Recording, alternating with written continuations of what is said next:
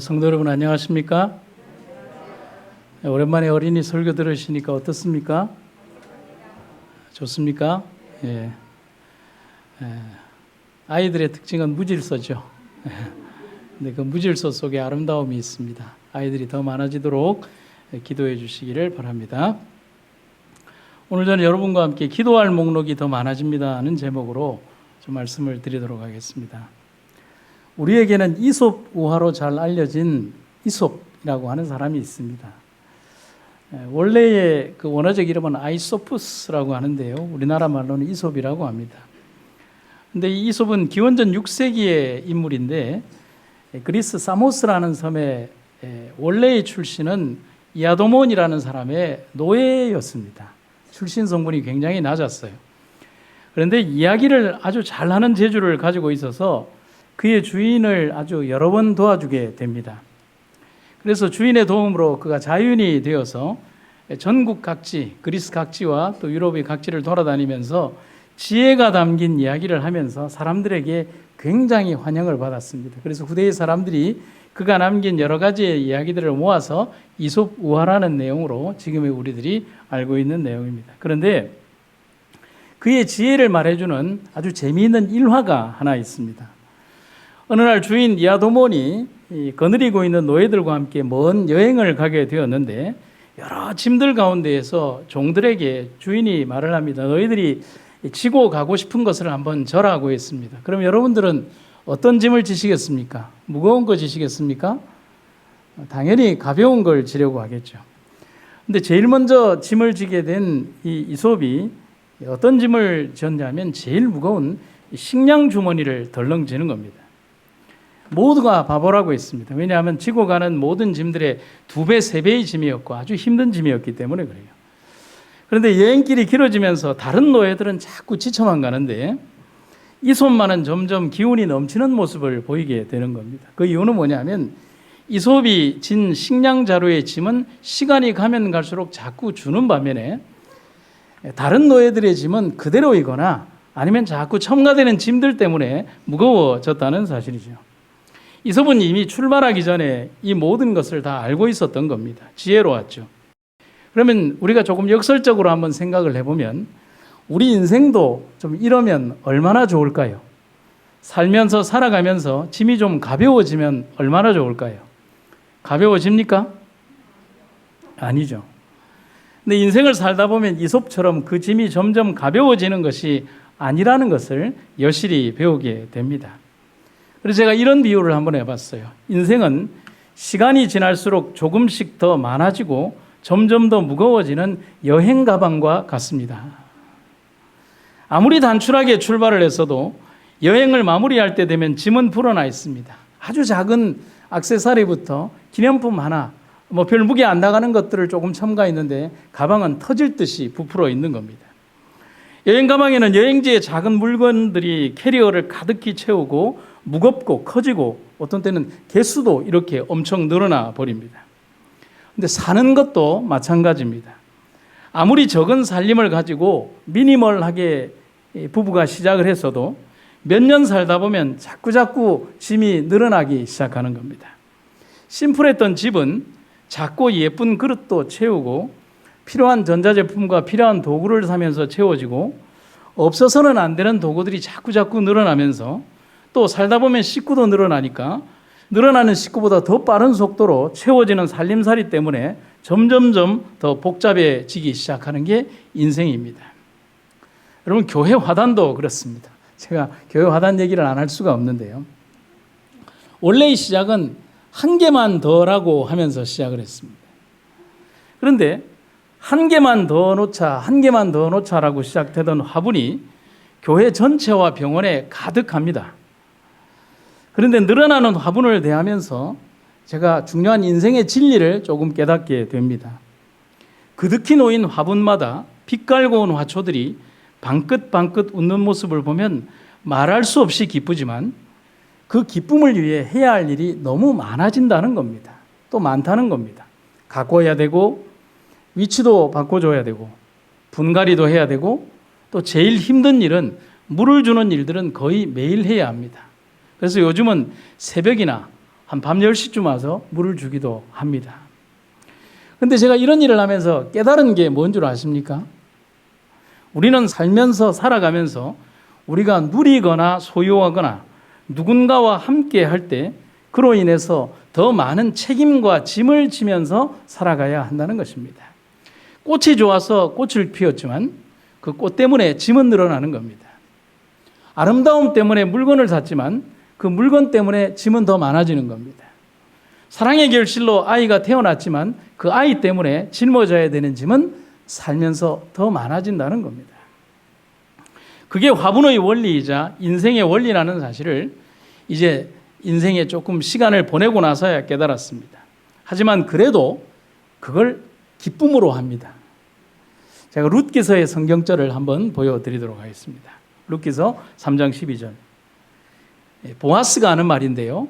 그대가 말한 대로 내가 그대의 집안을 책임져야 할 사람인 것은 사실이요. 하지만 나보다도 그대의 집안과 더 가까운 친척이 있어. 룻기서에서 가장 많이 등장하는 단어가 있습니다. 뭘까요? 여기 제가 답을 뻔히 써놨는데도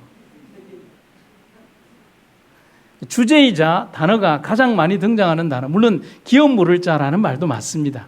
근데 제가 주제적인 얘기를 말씀을 드리면 룻기서에서 가장 많이 등장하는 단어가 있는데 그건 책임이라는 단어입니다. 홀로 된 시어머니를 책임져야 했던 룻의 존재가 필요했듯이 룻의 조각난 인생을 책임져 줄 기업 물을 자가 필요했습니다. 하지만 그것은 책임진다는 것은 아주 귀찮은 일이자 희생을 요구하는 일입니다. 그렇게 유쾌한 일이 아닙니다. 그래서 보아스보다 더 가까운 친척에게 의향을 물었지만 그는 그들의 땅에는 관심은 있었지만 책임을 져야 할 일에는 관심이 없었습니다. 땅은 사겠지만 책임은 안 지겠다는 겁니다. 결국 기업 물을 자의 권리를 포기한 이후에 보아스는 그의 포기한 기업 물을 자의 책임을 지고 의무를 다함으로 그 결과로 구속주의 족보에 등장하는 영광을 얻게 됩니다. 룻의 삶에도 늘어난 책임감이 있었고 보아스에게도 그런 예기치 못한 책임이 등장하게 됩니다. 여러분, 그게 인생입니다. 그걸 피해갈 수도 있지만 보아스도 여러분 피해갈 권리가 있었습니까? 있었죠. 그걸 피해갈 수도 있었지만 그것 때문에 더 많은 기도를 해야 합니다. 우리는 우리 인생에 책임져야 되는 그 많은 일들 때문에 더 많이 기도할 수밖에 없습니다. 그게 오늘 제 설교의 주제입니다. 하지만 그런 아픈 기도, 또 굳이 해야 하는 기도, 그러한 행동은 분명한 응답을 가져온다는 사실이죠. 룻기서에 이렇게 응답하고 있습니다. 그 이웃 여인들이 그에게 이름을 주되 나오미가 아들을 낳았다 하여 그 이름을 오벳이라 했는데 그는 다윗의 아비인 이새의 아비였더라. 베레스는 베스론을 낳고 헤스론은 람을 낳았고 람은 암미나답을 낳았고 암미나답은 나손을 낳았고 나손은 살몬을 낳았고 살몬은 보아스를 낳았고 보아스는 오벳을 낳았고 오벳은 이새를 낳았고 이새는 다윗을 낳았더라. 여러분 룻기서를 보면서 인생이란 예기치 않은 일들과 사건 혹은 만남이 있으며 또한 삶에서 불가피하게 져야 하는 인생의 무게가 존재한다는 사실을 절실히 깨닫게 됩니다. 또한 그 과정을 통해서 더 크고 더 아름답고 더 위대한 경험을 할 수 있으며 또 결과를 만들어 나갈 수 있다는 사실을 배우게 됩니다.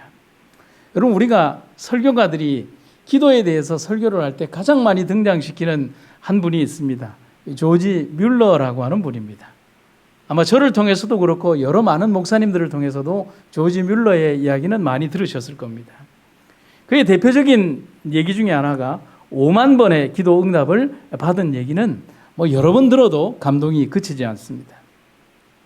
그런데 제가 지난주에 5만 번이라는 말에 깊은 생각을 좀 하게 됐습니다. 5만 번이 넘은 조지 뮬러의 기도 응답에 대한 이야기를 나는 살면서 아주 여러 번 들었고 설교했습니다. 그리고 엄청난 감동을 받았습니다. 그런데 그게 다일까요? 더 큰 의미는 없나요? 나도 5만 번을 응답받을 수 있다는 말인가요? 아니면 기도는 그렇게 불가능한 일을 그렇게 많이 가능하게 해주었다는 그런 단순한 교훈일까요? 다 옳은 말입니다. 그런데 제가 5만 번의 응답이라는 주제를 생각을 하면서 제 나름의 생각에 또 다른 생각을 하게 되었습니다. 조금 그 전에 부연적인 설명을 드리면 이 조지 뮬러의 사역은 그의 나이 92세가 되었을 때 끝이 납니다. 그의 사역은 1932년부터 시작이 되었고 그의 총 사역의 시간은 66년이었습니다. 그런데 여러 사역들 중에서 가장 크고 위대한 사역은 고아원 사역이었습니다. 그는 5개의 큰 고아원을 세웠고 그의 생애 동안 10,000명이 넘는 고아들을 키우고 돌봤습니다. 그는 일주일에 3번 설교를 했는데 1830년부터 1898년까지 적어도 10,000번 이상의 설교를 했습니다. 그리고 그가 70이 되었을 때는 87세가 될 때까지 17년 동안 여러 선교 사역을 다녔습니다. 그는 42개의 나라를 선교 여행을 했고 적어도 평균 하루에 1번 이상의 설교를 했습니다. 그렇게 그가 죽기까지 만나서 설교한 사람들의 숫자가 300만 명이 넘는 사람들에게 설교를 했습니다. 여러분, 제가 오늘 이렇게 여러분들에게 쓴 글을 읽어드립니다. 그는 능력자가 아닙니다. 그의 기도 노트에 기록된 5만 번의 기도 목록을 생각하면서 제가 들었던 생각은 뮬러 그가 얼마나 하나님께 울부짖을 수밖에 없었는지를 깨닫게 해주는 겁니다. 결코 자신의 힘이나 능력이 미칠 수 없는 절대적 불가능의 현실 앞에서 그가 할 수 있었던 유일의 방법은 기도밖에 없었습니다. 66년 사역을 하면서 그에게 지워진 짐은 전혀 가벼워지지 않았습니다. 저는 그걸 보게 되었습니다. 여러분, 5만 번 응답받았다고요? 좋다고요? 여러분, 그에게 지워진 짐이 5만 개가 넘었다는 겁니다. 왜 그 생각을 안 하는 거예요? 5만 번 이상이나 지워진 5만 건이 넘는 그가 기도할 수밖에 없었던 기도의 목록들, 그가 인생에 죽기까지 짊어져야 했던 기도의 짐이었습니다. 그런데 그는 죽기까지 그 기도의 짐이 줄지 않았습니다. 오히려 하나님은 그의 삶이 맞춰지는 그 순간까지 더 많은 그리고 더 무거운 짐을 그에게 맡기셨습니다. 그래서 뮬러의 기도 목록에는 자기가 할 수 없는 일들을 기록했고 하나님께만 매달려야 하는 목록들이 그렇게 많이 늘어날 수밖에 없었다는 겁니다. 그게 5만 번이라는 생각에 이른 것입니다. 그런데 여러분, 그거 아십니까? 하나님도 똑같은 뮬러의 기도 노트 복사본을 가지고 계시다는 사실을 말입니다. 오늘 내가 기도의 노트를 가지고 있다면 하나님은 똑같은 기도의 노트의 복사본을 가지고 계십니다. 아멘입니까? 그리고 그것뿐만이 아니에요. 하나님은 하나씩 뮬러의 기도 노트에 있는 그 기도 목록들의 줄을 그어가면서 하나도 빠짐없이 하나님의 능력을 뮬러를 위해 사용하셨다는 사실입니다. 오늘 제 가슴이 이토록 벅차오르는 것은 바로 그렇게 하나님은 우리의 기도에 그리고 우리가 져야 하는 짐에 대해서 당신의 능력을 행사하신다는 것입니다. 뮬러의 기도에 대한 저의 생각입니다. 그래서 우리는 기도합니다. 아무리 많은 짐이 있어도 또 많아져도 기도합니다.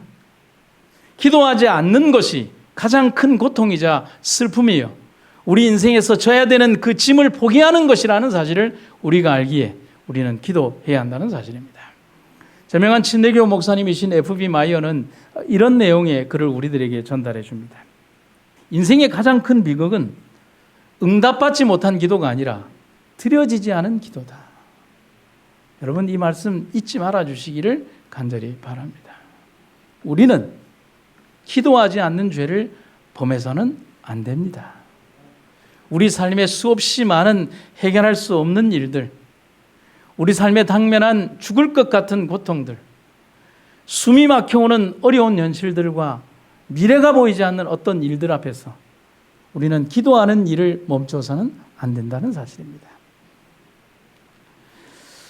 삶에서 우리가 지는 짐에 대해서 비유를 한번 제가 해본다면 굴리면 굴릴수록 점점 커지는 눈덩이 같습니다. 좀 쉽게 얘기하면 우리 인생에 우리가 져야 되는 짐이 눈덩이 같아요.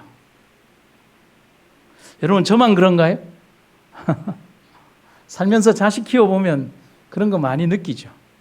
예, 그렇습니다. 이 주먹만큼 작은 눈뭉치를 이곳저곳으로 굴리면 자꾸 커집니다. 그리고 더 이상 내가 움직일 수 없는 커다란 덩치가 되어서 나중에는 내 앞을 턱 가로막습니다. 날 비켜가시오라고 합니다. 아무리 밀어도 밀리지 않습니다. 인생을 살면 그렇게 우리네 어깨엔 이미 지고 갈 수 없을 만큼 무거운 짐이 어깨를 누르게 됩니다. 하지만 피해갈 수도 없습니다.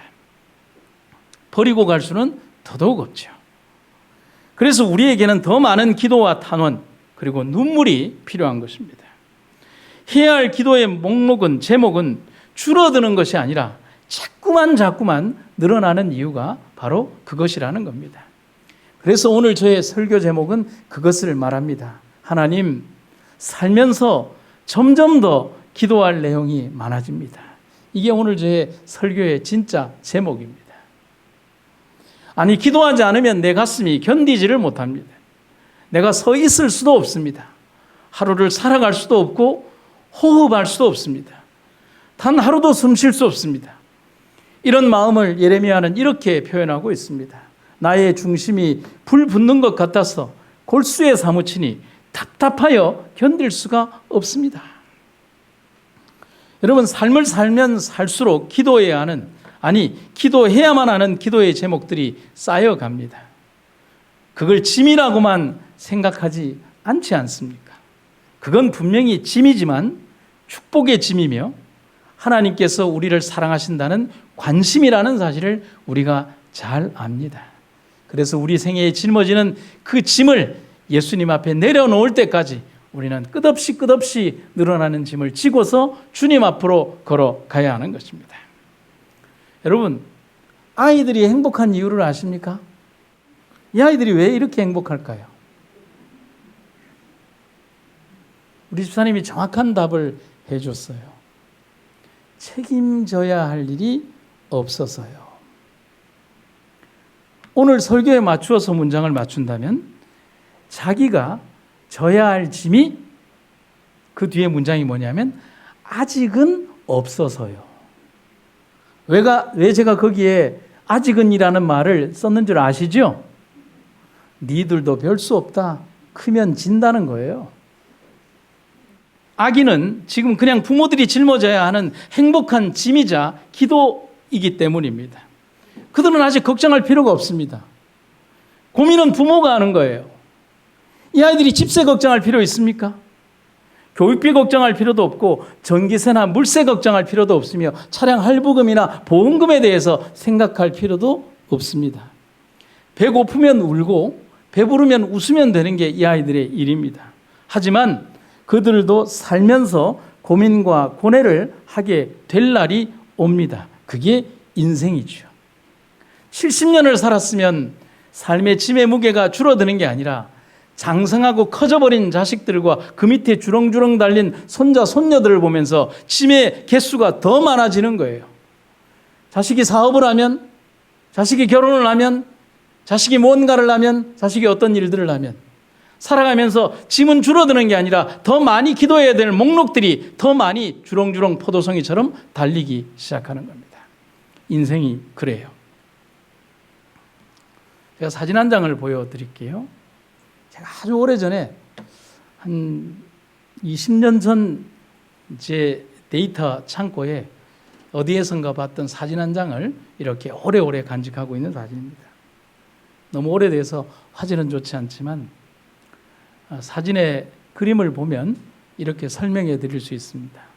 장애인 부부가 어린 아기를 안고 엄마가 전철 안에서 아기와 함께 잠이 들어있는 사진입니다. 그것을 아빠가 옆에 보고 있고요. 그런데 엄마이자 아내는 다리를 못 쓰는 장애인이고, 그리고 그 옆에서 아내와 아기를 바라보는 듯한 남편은 눈이 보이지 않는 맹인입니다. 여러분, 이 사진을 가만히 보면서 우리가 동일하게 느껴지는 하나의 감정이 있습니다. 그들이 앞으로 감당해야 하는 평생의 무게가 느껴지십니까? 그리고 그 아기의 모습이 보입니까? 피곤함에 엄마는 잠이 들고 또 그들 앞에 놓인 삶의 무거운 짐이 보이십니까?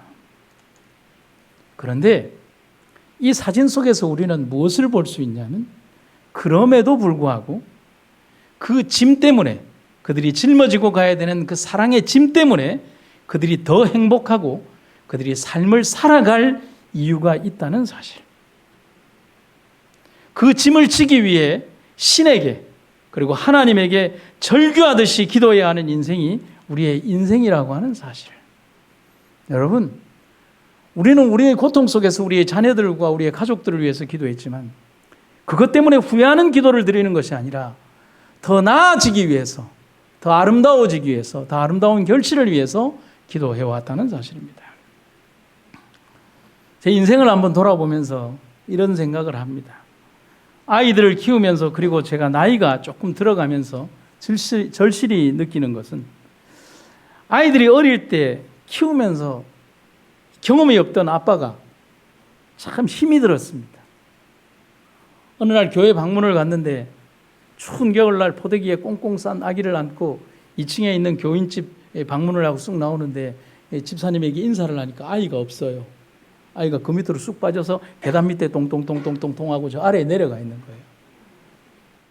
어느 날은 방문이 급하다고 아기 엄마가 아이를 포대기에 안고 내렸다라고 생각을 하고 다른 집사님이 그때 당시 봉고라고 하죠. 봉고의 문을 닫았는데 아이가 봉고의 문을 이렇게 잡고 있었던 것입니다. 문짝에 손이 그대로 찍힌 거죠. 참 희한한 거는 아이들의 뼈가 연해서 이렇게 손이 완전히 꺾였음에도 불구하고 지금 잘하고 장가까지 갔습니다. 아이들을 키우면서 그런 희망이 있었습니다. 조금씩 느껴지는 책임감의 무게를 인생에 느끼면서 이 녀석이 좀 말이라도 좀 했으면 좋겠다. 여기 아파요, 저기 아파요, 목이 아파요. 말을 하기 시작하니까 좀 걸으면 좋겠다. 업기에는 너무 힘드니까. 말썽을 피우니까 학교를 좀 가면 나아지겠지. 그런데 그게 아니더라고요.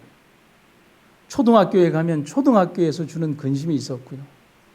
중학교에를 가니 중학교에서의 근심이 있었고요. 고등학교에 가니 대학교만 가면 인생의 짐이 가벼워질 것 같았습니다. 근데 대학교에 가니 더 많은 짐들이 막 밀려오기 시작하는 겁니다. 이 아이들이 어른이 되면 걱정이 없어지겠지 하는 기대감은 막상 그 시간이 되니 더 크고 무거운 짐으로 다가옵니다.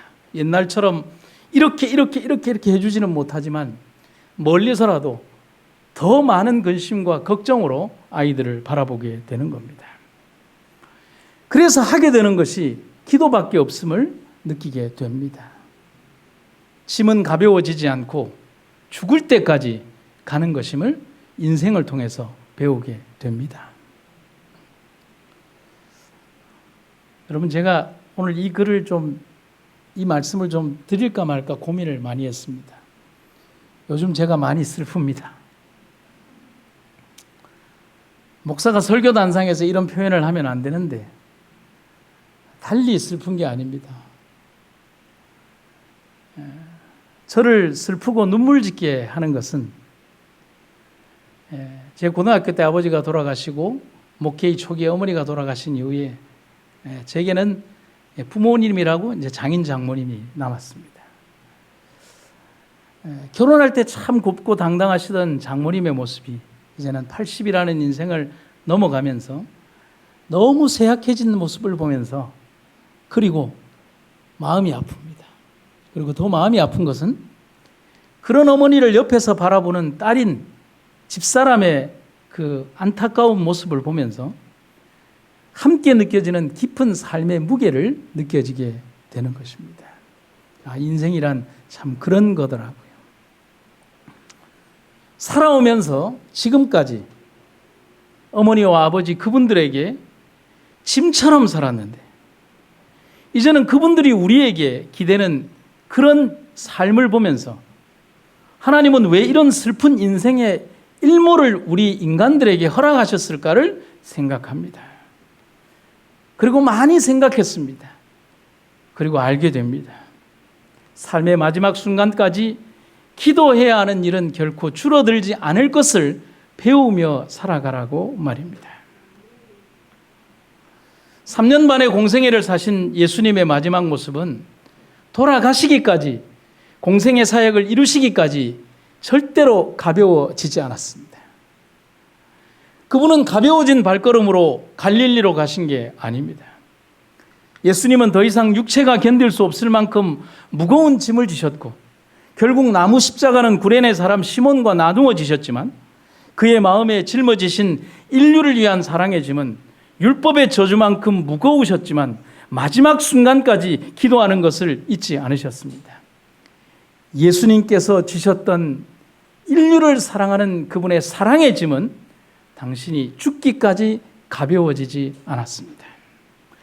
오히려 주님이 보내셨던 마지막 일주일은 더 많은 고통과 외로움의 시간들이었지만 더 무거워지는 짐을 예수님은 벗으려고 하지 않으셨습니다.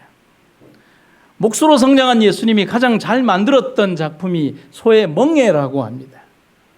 그 멍에처럼, 또 멍에를 맨 소처럼 세상을 향한 당신의 부담감을 끌어안고 마지막까지 감당하신 분이 우리의 예수님이라는 사실입니다.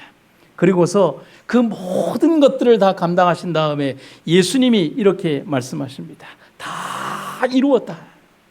그리고 또 이렇게 말씀하시고 잠드십니다. 내 영혼을 아버지 손에 부탁하나이다. 여러분, 그런 바람이 있으십니까? 삶에서 짐이 좀 가벼워지기를 원하는 그런 바람이 있으십니까? 그런데 인생을 살면 더욱더 많은 기도해야 할 일들이 더 많아지는 것밖에 없다는 사실을 우리는 인정해야 합니다. 삶이 존재하는 동안 결코 이 땅에서는 완전한 평화가 없고 마치는 순간까지 끝없는 방황과 혼돈, 그 속에서 살아가면서 방향을 잡아야 하는 함을 우리는 알아야 하는 것입니다. 우리의 인생은 험난한 인생이에요. 그저 우리가 평화롭게 산 것 같지만 인생에 단 하루도 바람이 불지 않은 날은 없었으며 고난이 없었던 날은 없으며 삶의 모든 궤적들이 전부 다 하나님의 인도하심 속에 존재할 수밖에 없었다는 사실이에요. 그 대화가 바로와 그 야곱의 대화에서 등장을 합니다. 바로가 야곱에게 물었습니다. 연세가 어떻게 되시오? 야곱이 바로에게 말했습니다. 제 나그네 인생이 130년 됐습니다. 제 인생의 횟수가 짧지만 고달픈 세월을 보냈습니다. 그러나 제 조상들이 살아간 나그네 인생의 횟수에는 미치지 못합니다. 야곱의 말처럼 잔잔한 날 없이 험난하고 역경이 있는 세월이 130년이었고 그는 하나의 단어로 말합니다. 그 모든 인생이 고달픈 세월이었다라고 고백을 하고 있습니다. 누구처럼요? 여러분들의 인생처럼 말입니다. 우리의 인생도 마찬가지입니다. 우리의 인생은 어느 경점에 선다 할지라도 우리의 인생은 고난을 안고 살아갑니다. 아무리 애를 써도 내가 기도해야 할 기도의 목록은 줄어들지 않습니다. 아니, 점점점 더 늘어납니다. 그런데 그 늘어나는 기도의 목록들은 하나님이 허락하신 일입니다. 아니, 하나님은 그렇게 더 많은 기도의 목록을 우리들의 인생에 요구하신다는 사실을 기억하시기를 간절히 바랍니다. 선교사로 간 아주 친한 목사님이 있습니다. 자주 연락이 옵니다.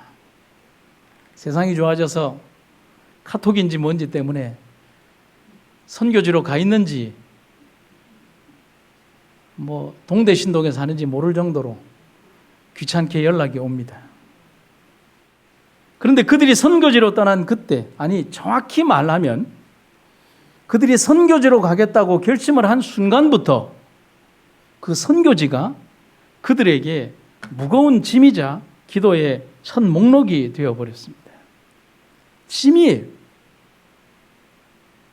그래서 가끔씩 연락이 오면 항상 하는 말은 선교지 이야기입니다. 제가 듣고 싶은 거는 제 1순위가 그게 아닌데 그들에게 1순위는 선교지 이야기밖에 없어요.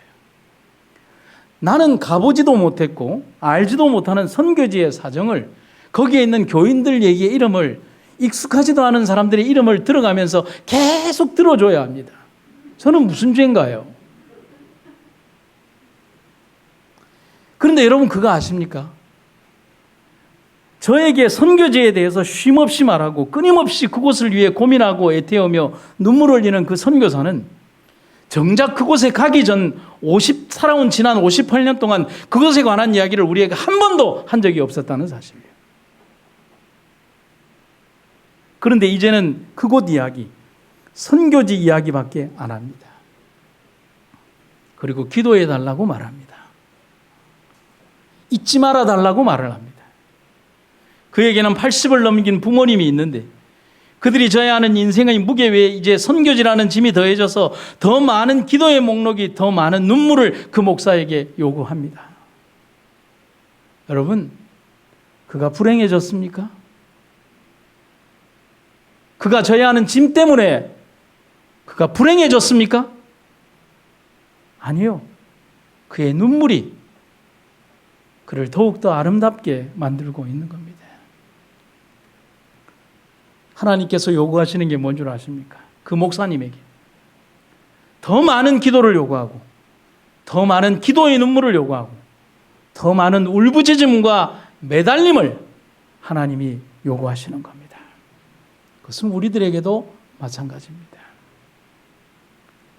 그래서 성경을 통해서 보면 하나님은 우리에게 편히 쉬라고 말씀하지 않으십니다. 하나님 우리에게 뭐라고 말씀하시는 줄 아십니까? 착하고 충성된 종이 되라고 말을 합니다. 종이 쉽니까? 아니에요. 종은 쉬는 게 아니에요. 바로 이 이유가 우리가 살면 살수록 기도의 목록이 늘어나는 이유에 해당이 됩니다. 여러분 아마 우리도 노트에 일일이 쓴다면 뮬러처럼 5만 번은 아니라도 3분의 1 정도는 기도의 목록이 될 겁니다. 한번 써보세요.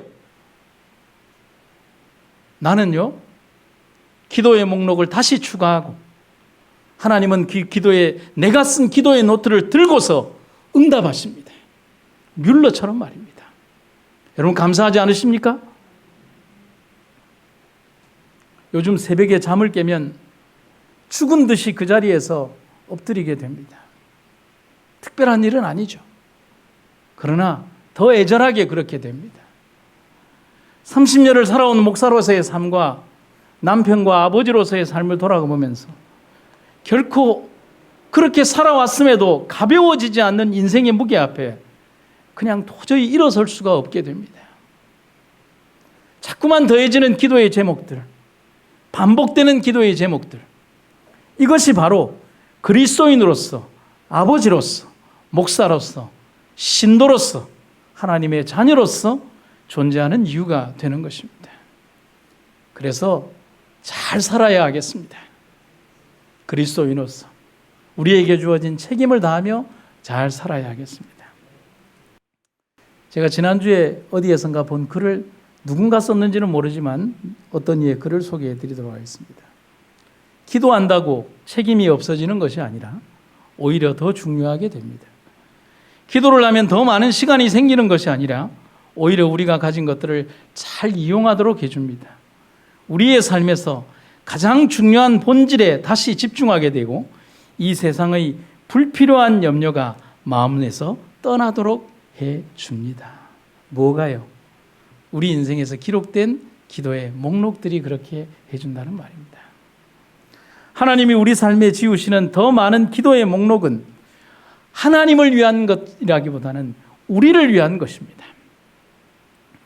자유롭기보다는 예수 안에 구속되기 위하여 더 중요한 본질이신 주님께 집중되도록 하기 위해서 오직 주님만 바라보게 하시기 위하여 하나님은 우리에게 더 많은 기도의 이유들을 허락하시고 또 기도하라고 명령하십니다. 우리 그런 삶을 살아가시기를 간절히 바랍니다. 제가 마지막으로 찬송곡 하나를 여러분들에게 들려드리도록 하겠습니다. 제목은 짐이 무거우냐라는 CCM 찬송곡인데요. 거기에 있는 것에 제가 그림을 조금 넣어서 여러분들에게 보여드리도록 하겠습니다. 가사를 잘 음미하시기 바랍니다. 짐이 무거우냐.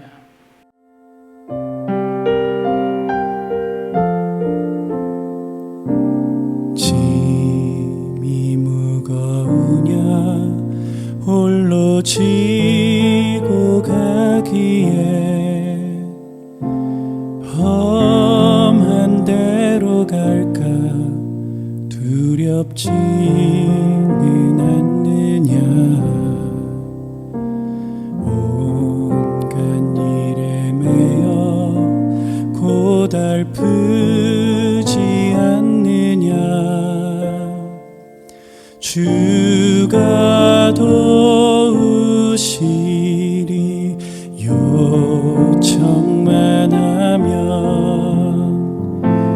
우리 기도를 언제 어디나 들으시며 큰 사랑으로 감싸주시고 동행하니 내가 실망할 때 기억해야 할 것은 예수께 가면 주 내게 오시리 우리 기도를 언제 어디나 들으시며 큰 사랑으로 감싸주시고 동행하니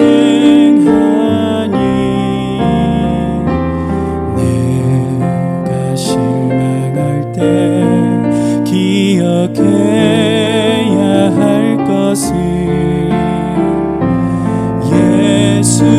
예수께 가면 주 내게 오시리 내가 실망할 때 기억해야 할 것은 예수께 가면 주 내게 오시리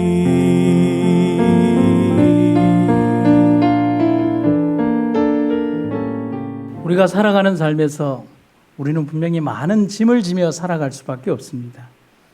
하지만 우리의 주님께서 우리와 함께 하신다는 사실을 우리는 잊지 않아야 하겠습니다.